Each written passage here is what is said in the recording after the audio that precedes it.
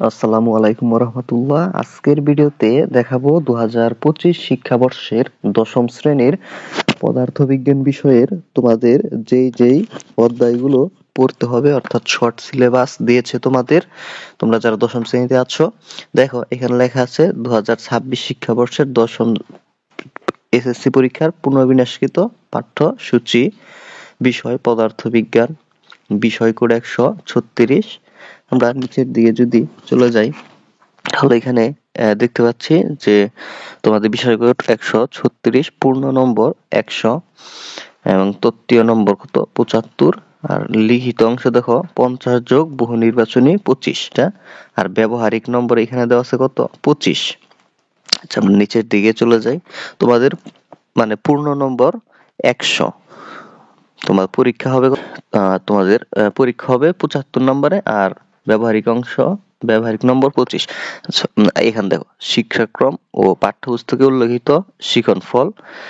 তোমাদের যে অধ্যায়গুলো থাকছে, এই যে প্রথম অধ্যায় ভৌত রাশি এবং তাদের পরিমাপ, এই অধ্যায়টি থাকছে। তোমাদের এই যে এইগুলো পড়তে হবে, যে পাঠ্যপুস্তকে উল্লেখিত শিক্ষণফল, মানে তোমার এই যেগুলো পদার্থবিজ্ঞান, পরিসরক ক্রমবিকাশ ব্যাখ্যা করতে পারবে। এরপরে আছে পদার্থবিজ্ঞান পাঠের উদ্দেশ্য বর্ণনা করতে পারবে, ভৌত রাশি মান এবং একক সহ পদার্থবিজ্ঞানের মূল ভিত্তি ব্যাখ্যা করতে পারবে, পরিমাপ ও এককের প্রয়োজন ব্যাখ্যা করতে পারবে। তোমরা জাস্ট এই যেগুলো দেখে নাও। এর পরবর্তী যে অধ্যায়টা তোমাদের আছে তা হলো গতি অধ্যায়। তাহলে গতি অধ্যায়টা তোমাদের সিলেবাসের অন্তর্ভুক্ত। এই গতি অধ্যায়টা পড়তে হবে।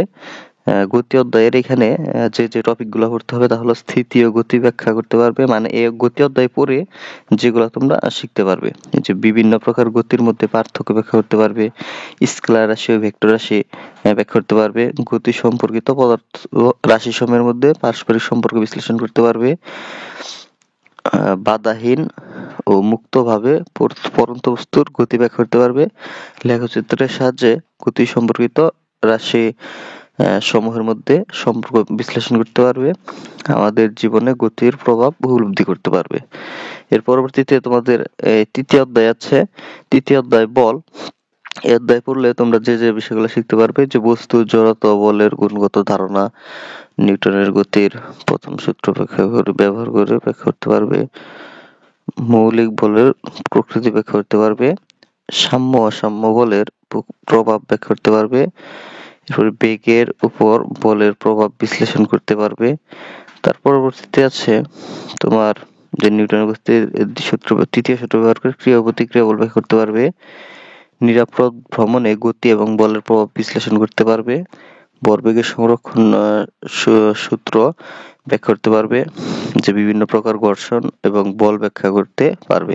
আচ্ছা, তাহলে পরবর্তী যে তোমার অধ্যায়টা পড়তে হবে তা হলো চতুর্থ অধ্যায় কাজ, ক্ষমতা, শক্তি। তোমরা যে টপিক গুলাই যে পড়তে হবে এগুলা তোমরা দেখে নাও। এখান থেকে যে টপিক গুলো তোমাদের পড়তে হবে একদম এই যে পর্যন্ত, এখান থেকে এই টপিক গুলো তোমাদের কিন্তু পড়তে হবে।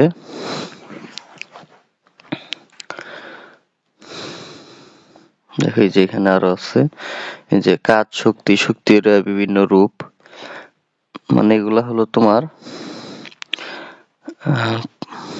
ব্যবহারিক বিষয়বস্তু। পাঠ ও পাঠের শিরোনাম, এগুলো হলো শিরোনাম।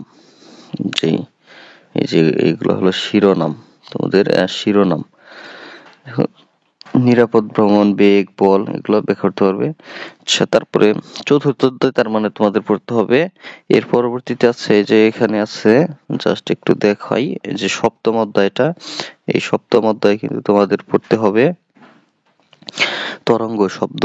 এর পরবর্তী পড়তে হবে অষ্টম অধ্যায় আলোর প্রতিফলন। আর এই যে এখানে এই যে টপিক গুলা তোমাদের পড়তে হবে। এরপরে এই যে দশম অধ্যায় আদান বা চার্জ, এখানে এই যে দশম অধ্যায় তোমাদের পড়তে হবে, অর্থাৎ দশম অধ্যায়ের নাম কি স্থির বিদ্যুৎ অধ্যায়ের নাম। প্রিয় শিক্ষার্থীরা, এই ছিল তোমাদের পদার্থবিজ্ঞান আশা করি আহ, আমার চ্যানেলে কিন্তু তোমাদের দশম শ্রেণীর জন্য নিয়মিত গণিত সহ অন্যান্য বিষয়ের রসায়ন পদার্থ বিজ্ঞানের বিষয়গুলো আপলোড করা হয়। অবশ্যই তোমরা চ্যানেলের ভিতরে গিয়ে দেখে আসতে পারো এবং চ্যানেলটি সাবস্ক্রাইব করে রাখতে পারো। ধন্যবাদ সকলকে।